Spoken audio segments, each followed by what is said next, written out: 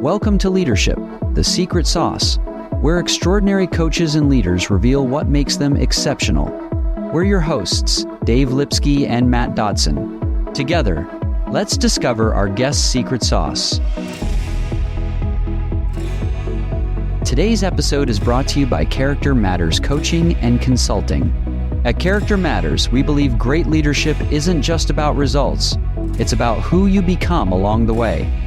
From career transitions to team building, we help leaders unlock clarity, build resilience, and lead authentically. Because when character grows, impact follows. Visit charactermatterscoaching.com. Today's episode is supported completely unofficially by a community we deeply believe in, the International Coaching Federation's Coaching in Organizations. If you're building or leading an internal coaching program, this is where your people find their people. It's a space to swap real stories, sharpen your craft, and stay connected to what's emerging in our field.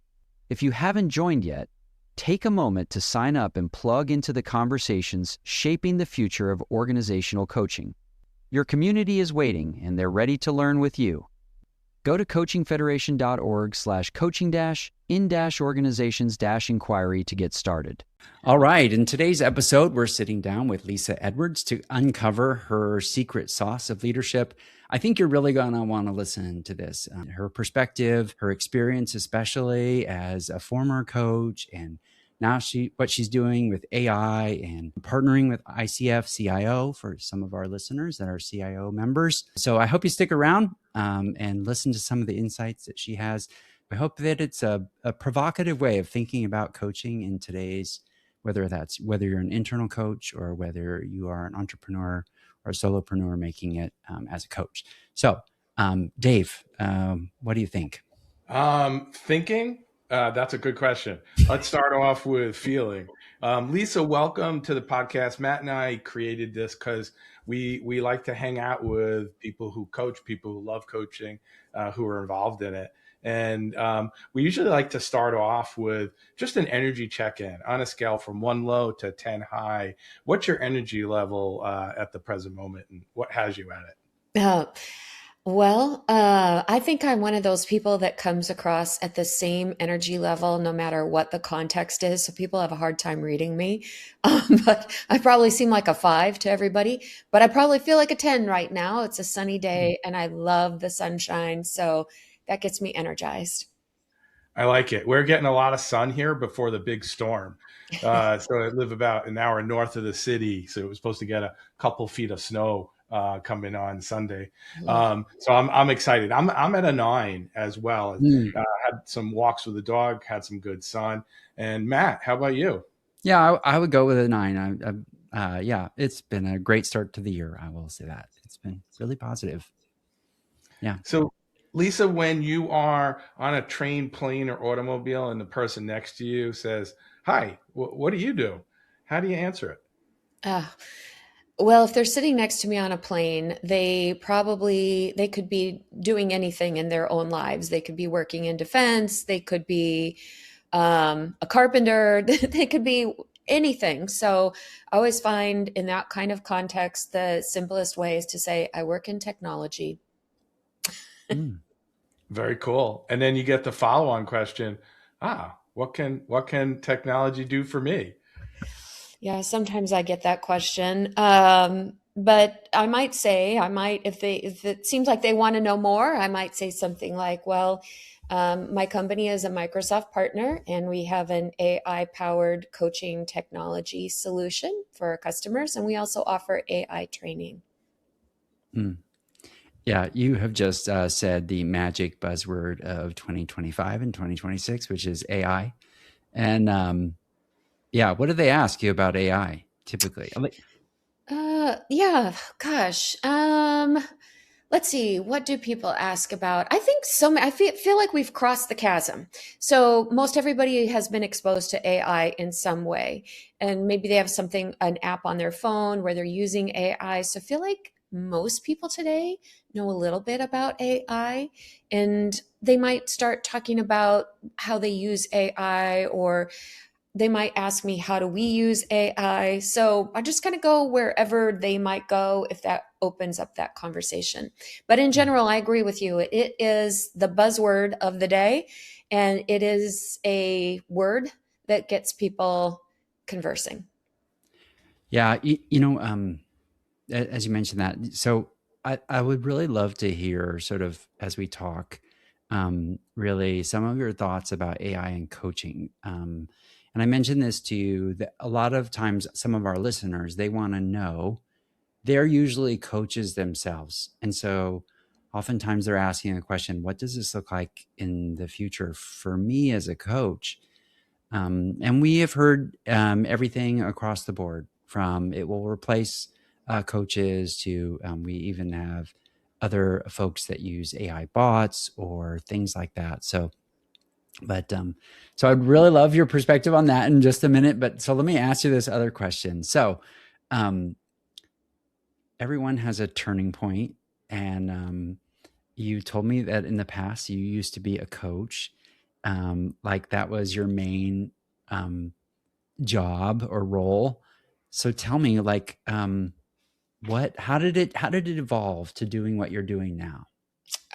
Yes. I always say, I like to say even, that I never wanted to be a coach. People asked me to coach them. And this started a long time ago, back in 1999. So what I was doing at that stage is I was actually changing my own life. And to do that, I was reading a lot of books. So Wayne Dyer, Do What You Love and the Money Will Follow, all those books that people are probably very familiar with. And now I'm also dating myself because they're also really old books. But my friends saw what I was doing, and they could see kind of a change in me and more clarity and focus. And they would say things like, I want you, whatever you're doing for yourself, can you do it with me? And I would give them the books, and they would say, no, I don't want the book. I want you to work with me. So I developed a program. It was called Bloom Where You're Planted, Finding Purpose in Your Work and Life. Taught it at a community college. People would come to the course getting more clear about their career direction. And then they would say, well, can you meet with me one-on-one? And again, I'm from the Midwest, and in the Midwest, everybody helps everybody. So this idea that somebody would pay me to sit down and talk with them, I just couldn't get my mind around that. I'd say, well, let's go out for coffee and we can talk together. So that's how I sort of started.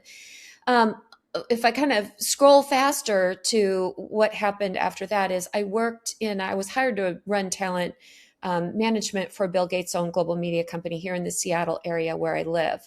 So this was, years after that experience. And when I was first hired in that company, I was hired to run talent management, leadership development.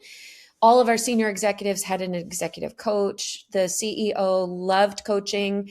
We'd see his coach in the hallways. We knew her name. And so he would say things like, everybody needs a coach. Well, not long into that brand new job, just a few months into that job, they cut all of the coaching. They actually cut all of my budget, thought I was going to lose my job, could not sleep at night, was looking for other jobs. I ended up not getting another job. What I did instead is I ran a coaching program where I was the coach, and I coached a dozen people to solve a real business problem that organization was facing, tracked and measured the results, including financial, shared it with the CFO. She gave me back my big budget. I could hire a team. And I always say having that data and evidence is what allowed me to retain my job for as long as I did. Bill Gates eventually sold that business. So I was kind of this reluctant coach. I ended up doing coaching. I did coaching really to save my job and solve a business problem. But really, my heart is in taking complex things and making them really simple. And I think you could see that probably in my story. And so what I'm doing today around technology, taking something really complex and simplifying it, I think it really speaks to my heart and where my strengths are. Wow. Lisa, one of the things that we have heard over and over again when we hear people's stories, that the best coaches really are the ones that have done the work, like inside of themselves. And so your early story, I think, is just really descriptive of that. And that seems to be one of the attractive qualities about coaches, is with those that have really done the work on themselves. So like when you're in middle school doing that work, that was pretty impressive in the 90s. So anyway. I have to tell you a story about that too. So one of my friends, my friend Adele, my best friend Adele, actually ended up making a certificate for me that said I had earned a PhD in positive thinking. So it was like evident to everybody that I was doing this personal work. Mm. That's cool. Honorary PhD From my best friend. Adele University. Exactly. I like it. Yeah, my son.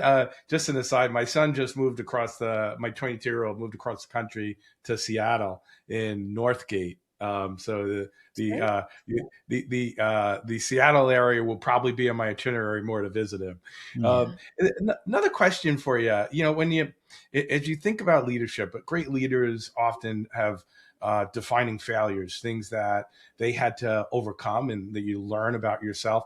What's one moment that didn't go as planned and you had to use some of your ability to turn complexity into things that people understand helped you? Yeah. It's actually an experience that I had that was sort of the initial catalyst for all of that personal development work that I went through. And the situation for me was in my early 20s, I went and worked for a family business. My grandfather had started a printing company, and then my dad had taken over that business. I never had any intention to work in that business.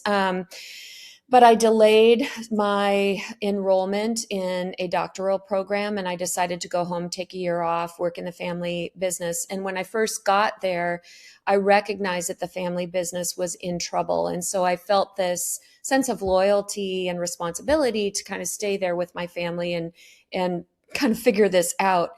And kind of this experience that I went through that was really instrumental in my own development, I think, as a leader and also as a business person, is that it was a printing business that was going through all of this marketplace upheaval. People were buying less paper products, so the demand for printing was declining.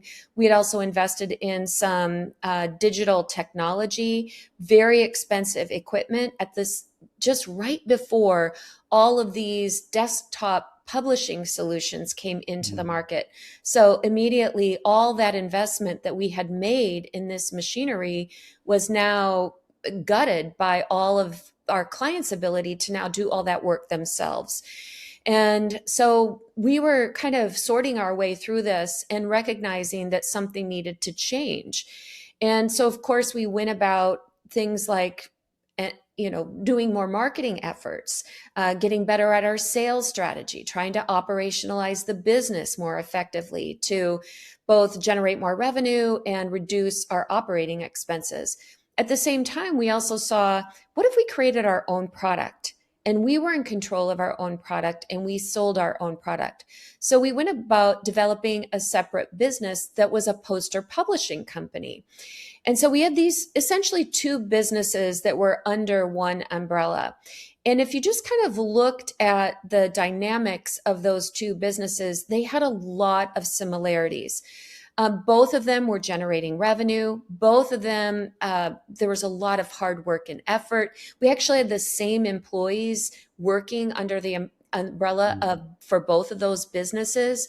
Both of those businesses were landing customers and big deals. Both of those businesses were having failures, but both of those businesses were having problems. But there was a key difference of that poster business. It just had this feeling of momentum. You just could not deny. All the employees that were working just for the printing company, but could see what was happening with the poster publishing side of the business, they noticed it. And that was very instrumental to me to start to recognize patterns that you can pick up on to help guide your decisions. It was a very complex dynamic. It was there was a lot of chaos with, but really, frankly, both businesses. So being able to kind of unravel the chaos of what I was living day to day and pull out this one thread that this printing business is not going to make it, but this poster business is. We ended up closing the printing business eventually. And then the poster business, I eventually left that business, but then the poster business actually still exists today. So that was a major kind of recognition of, I think maybe one of my, I don't know, superpowers is to be able to take all this complex information and find that one thread of clarity. That's a cool story. That's Thanks great. for sharing that. As a kid that grew up in a family business, that almost seems like ideal, but I'm sure it's hard in the midst of it. But Yeah. man, and of course you have the family dynamics that go along with it. So Yeah. Lisa, if someone shadowed you for a week, where would they notice like your secret sauce the most? And maybe you give our audience like a little bit of a picture, like what does it take to put on a webinar? Or some of them, a lot of research. If anybody has not participated in one of Lisa's webinars, I just totally recommend it, especially if you're an internal side and you're trying to understand, especially the value of coaching. And I would also recommend, there is a paper out there that you wrote about starting an internal coaching. It's maybe 10 years old. Okay. Yeah. So there That's you go. right. Yeah. So Yeah. if you have a chance to read something like that, here she is. She's the one who wrote it. That's funny. And so anyway, just maybe you could give us a little picture of what does a week look like, especially when there's a webinar. Well, I walk every single morning, and I've been doing that since I was 18. And initially I started walking because I wanted the exercise, but what has happened over the years, and it didn't take long for this to start to happen, is that walking is my place to let my mind wander and not be overwhelmed with, especially today, because, now we have so much more information that we're taking in, absorbing every single day. But that walk in the morning is my chance to just let my mind free flow and be open and kind of make sense of things. And then in terms of like preparing for a webinar, I learn so much from our customers, and I learn so much from webinar participants. It's like the more webinars we do, the more I learn from the people who are there, just by their questions, what they're wondering about. Sometimes, a question can spark an idea where I think, oh, I've got a framework for that, or I could create a framework for that to help people break that one down and think about it a little bit differently. So it's, I think, a combination of taking in a lot of information, but not from where you would think, like not from reading articles or from reading books, but really from engaging with people and hearing the questions and things that they're saying. That's kind of what sparks the idea. But then having that open white space of thinking about nothing, just letting my feet do the walking while my brain is kind of all on its own, doing its own thing. My favorite little saying about myself is, I do my best thinking when I'm not thinking. That's kind of how it all comes together. So if maybe you could share a little bit also around your take on, especially on AI and coaching. We've heard, sort of across the board, hey, Richard Boyatzis talked about really the uniqueness of human beings. And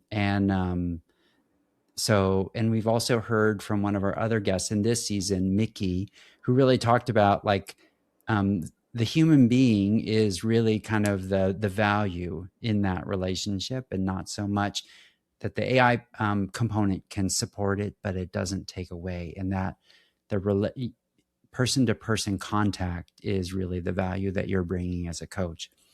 Of course, we've also heard from other people. I think Dr. Marsha Reynolds talked about, hey, look, this is your chance. If you're ACC, you may be obsolete. Maybe the bots or the AI coaches can take that place. What do you think about in terms of that sort of changing landscape? Yeah. It's an interesting conversation. I've seen some of this conversation as well. And I think even in the beginning, I thought, gosh, people are already using, either Gemini or ChatGPT or Copilot as sort of like a coach. I think that was the early days. And Susan Caesar from ICF has said the world's going to need more coaches. And I'm more in alignment with that, but with a caveat on that. And that is that I think that there are two distinct lanes of coaching. So, lane number one, not that one is better than two, but one lane is what I think of as supportive coaching.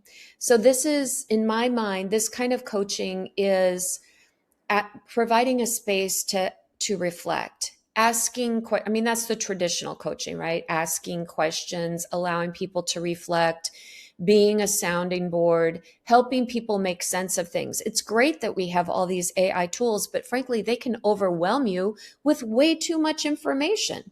So how do you make sense of all of that? I think that people still want to talk with another person, especially if they've been through a similar experience. So they've got that credibility of been there, done that, to make sense and make meaning of everything that's in front of them.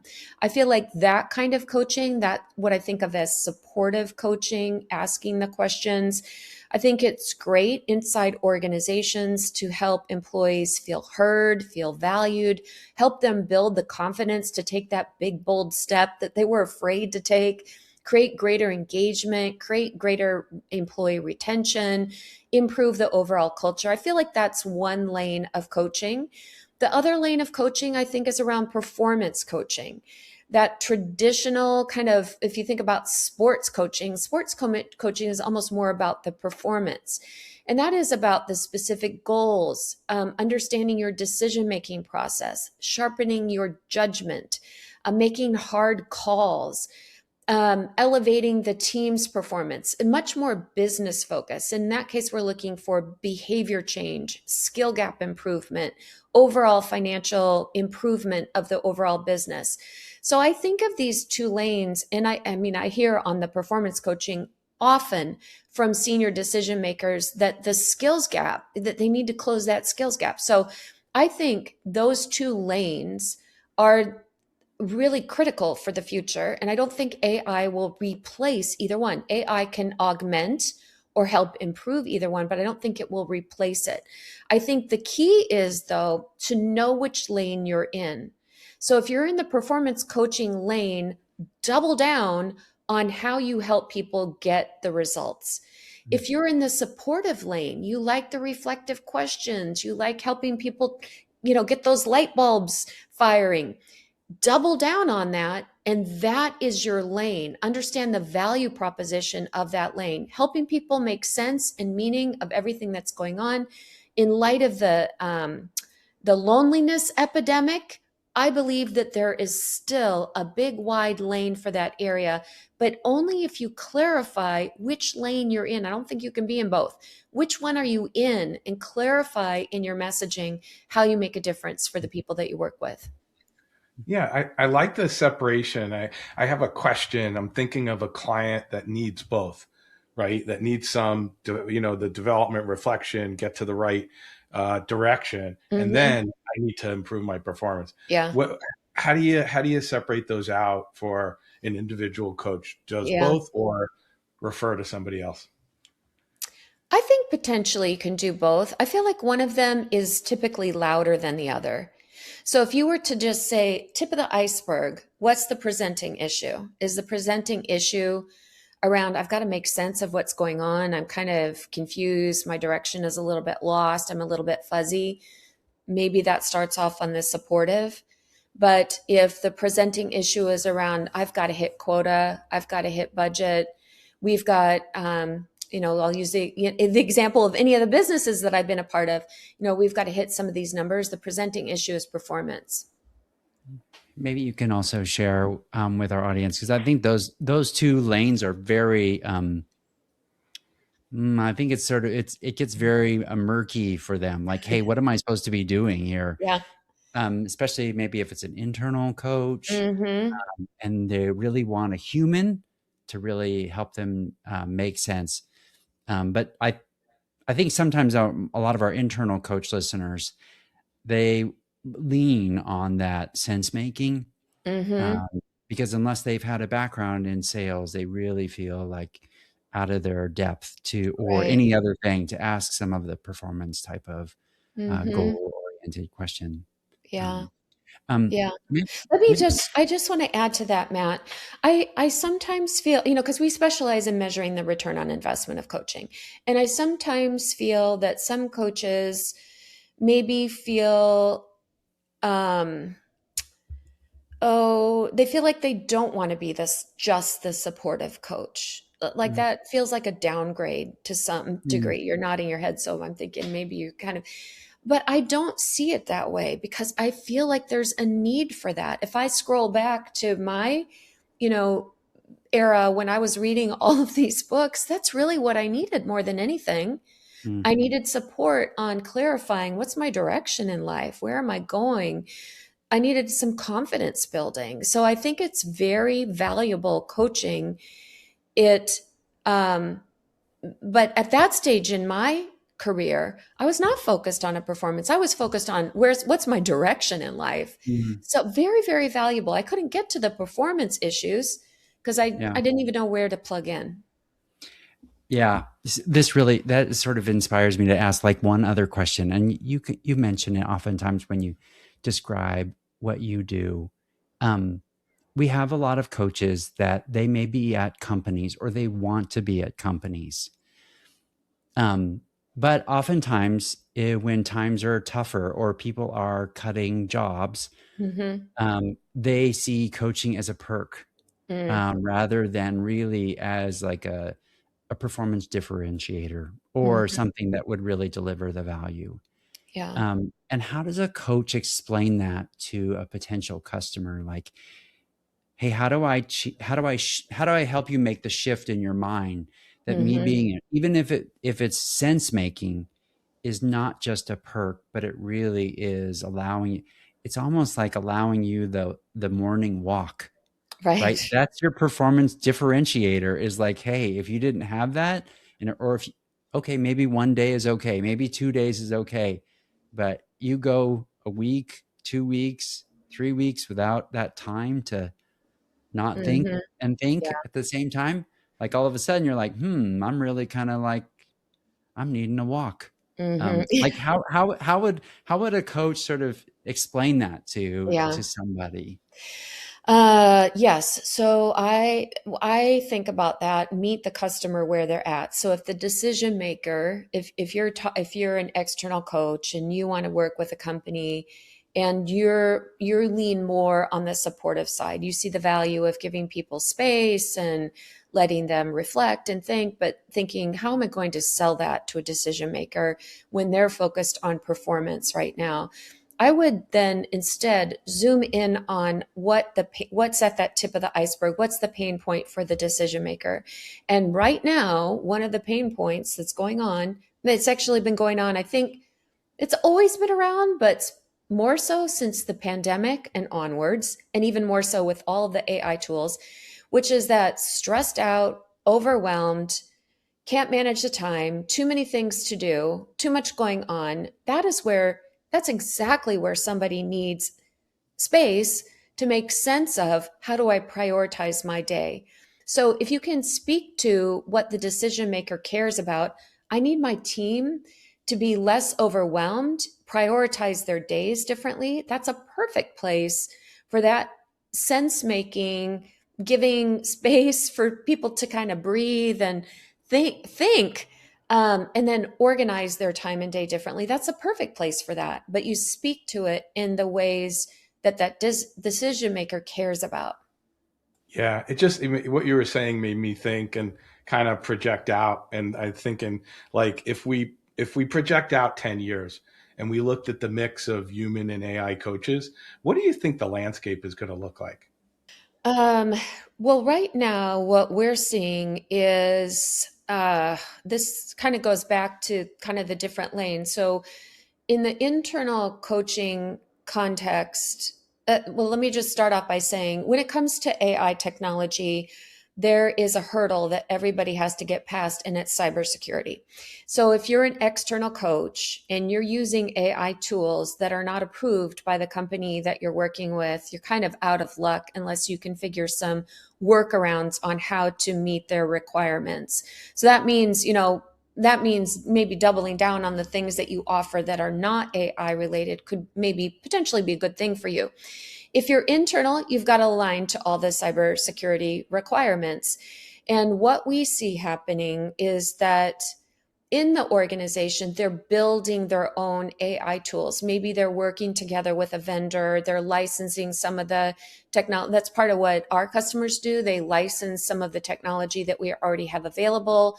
They license that, and then we configure it to work for them in the ways that they want it to work. And that's part of what we're seeing around the technology and the AI. So I think what will happen is that we'll see more AI integrations and optimizations within the organization that are being used for coaching than outside the organization, because of that limitation of being able to bring AI tools to coaching in a responsible way. Maybe, Lisa, if you could share, like, what is a bold belief about like the current leadership, and maybe they're thinking about coaching that maybe not everybody agrees with, that maybe, like that you've learned. You kind of pointed out something that really you get a lot of great nuggets, tidbits from people, like asking questions like, what is it about leadership right now that maybe that you believe that not everyone agrees with? Yeah. So I think right now there's a lot of conversation, or maybe this is also LinkedIn influenced, but there's a lot of conversation around showing up with empathy as a leader, or being authentic as a leader, or your presence as a leader. And I think those are all good qualities, but it's not sufficient for leadership. I think when it comes down to leadership, as a leader, you have to make hard calls. You have to understand, you have to have great judgment. You have to recognize patterns. You need to satisfy multiple stakeholders. So I think this conversation around empathy and authenticity and presence, I think that's good, but it's not sufficient for leadership. If you think about what it means to be a leader, if you just this morning, I looked up into the sky and I saw a bunch of birds flying, and one bird was the lead bird and all the other birds were behind the bird, right? So that one bird is the lead bird. And what's the lead bird doing? They're out in front. And so if you think about leadership, the definition of leadership is that you're out in front. And typically that means that you're going against the grain. You're doing something different. You're a change maker.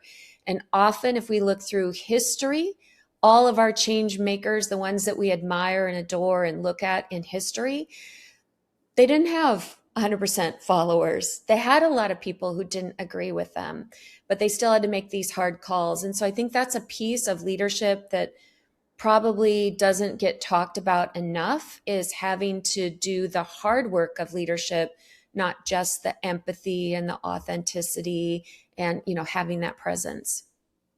The warm fuzzies of leadership. Yeah. The hard work of leadership. Yeah. I love the analogy though, because it's right. It is like I'm picturing leaders that I'm coaching, and the challenge of getting people's attention to change, their influence, their ability to do that, especially in complex cultures. As you think about like getting one of your clients to you need to get out in front of the flock and make it easier for your team to change. What are you focused on? What are you talking about in that conversation? Well, I'm not doing leadership coaching these days. But one thing I will share, a number of years ago, I did a study where I was very interested about these people who were very influential, and I saw them as catalysts. So I love history. I love looking at people throughout history who have been significant leaders and just made a difference in our world. And so I was very interested in, the people that I can talk to today who are doing that, who are influencing, who are making change, compared to people who are maybe high performers or people who are very supportive. What's the difference? And so I did a number of interviews, and I kind of categorized these people. I had, some measures around it. And one of the things that I recognized is that those people who are making change, they probably have half the people love them and half the people don't.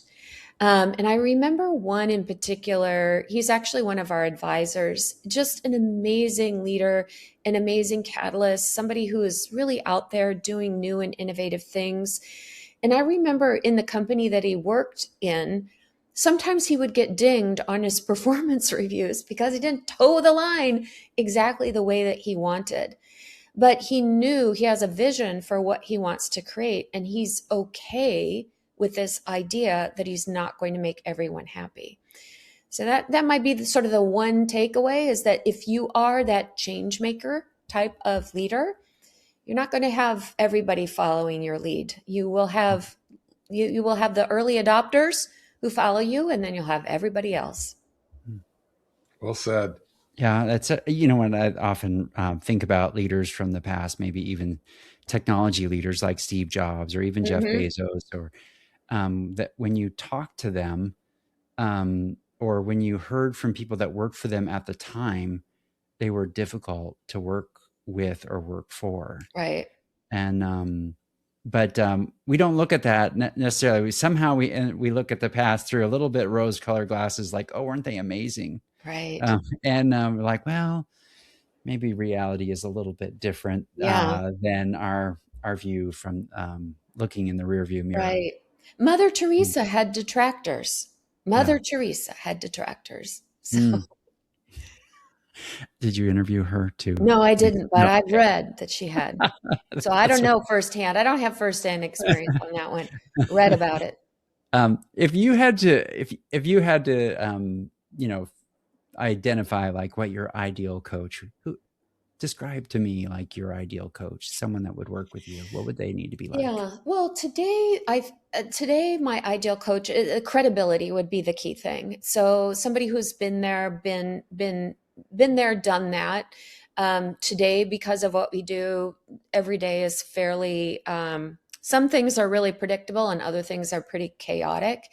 And so working with somebody who has gone through an experience that I have gone through is huge for me, who can look at the kinds of things that I'm looking at and help me make sense of things. Not that, and I actually like advice too. I don't always take advice, but I like hearing the advice. I like hearing stories of what other people have been through. Maybe I don't have the exact same situation, but hearing how they approached it might spark an idea for me, or I might find some similarities, totally different situations, but similarities in the story. So I like hearing that. So it's that been there, done that kind of thing that is appealing to me. And about resources, what would you recommend? What do you sort of like, what's your go-to, besides the Wayne Dyer book from the 90s? Like what else would you suggest that someone that whether it's a leadership book or a coaching resource or even a podcast, what would you recommend someone listen to or read?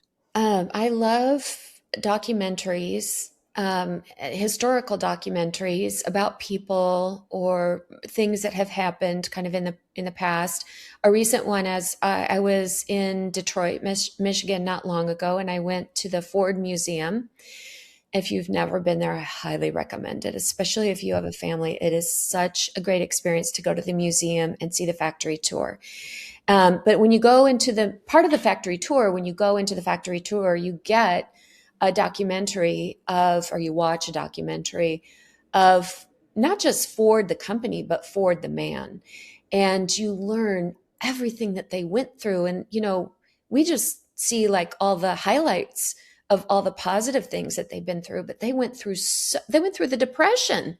Like they went through so many things, and to see the video and the pictures and hear the story of everything that they went through, it's both inspiring and also relatable. You can say, gosh, sometimes I think we're going through the worst of times, but then when I look at this, I realize we're not.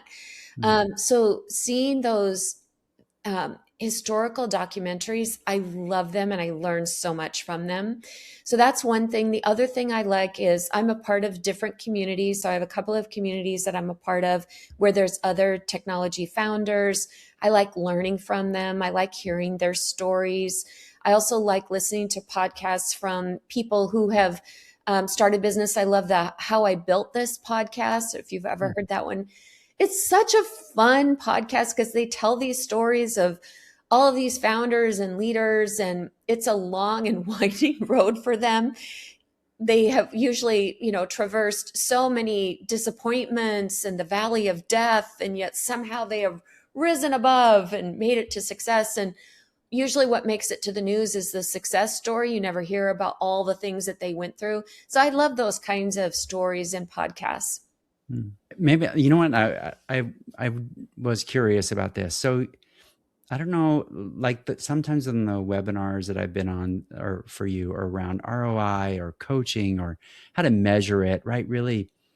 And I've just found there's like tons of people on there. When did you know, like, hey, what the content I'm bringing is attractive to people? When did you know that? Like, how do you think about it?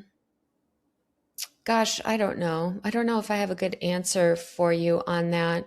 But I do think probably the main thing for me is to think about where it goes back to maybe what I said earlier, is really listening to what people are saying, listening to what their questions are, noticing where they're getting stuck. Like, people may never say the words of where they're getting stuck, but it's what's underneath that. Where are they getting stuck? What do they not know that they don't even know that they don't know? Kind of what are they, just observing that and then helping close that gap. I think that being in tune with the people that I'm working with is what helps them, and then it helps me as well. Yeah. That's what I sense when, whenever you send something out on your mailing list or even on LinkedIn, my compliment to you is if it seems to have an intuitive sense, like, hey, look, this is where companies are really struggling to think through some of these things, or especially around maybe, like, I would just say from like a more recent thing of like, hey, how does this work with internal coaching, and how do we say this is of value? Whether we use the ROI acronym or not, because that's on the mind of lots of, like, when Dave and I got together through the conference board, that came up on a regular basis. Right. Like, hey, how do we get this? And they don't know where to find that information. And so I think, my compliment to you, Lisa, is that oftentimes your webinars will answer those questions, and that's what makes them so interesting. Dave, what's your reflection?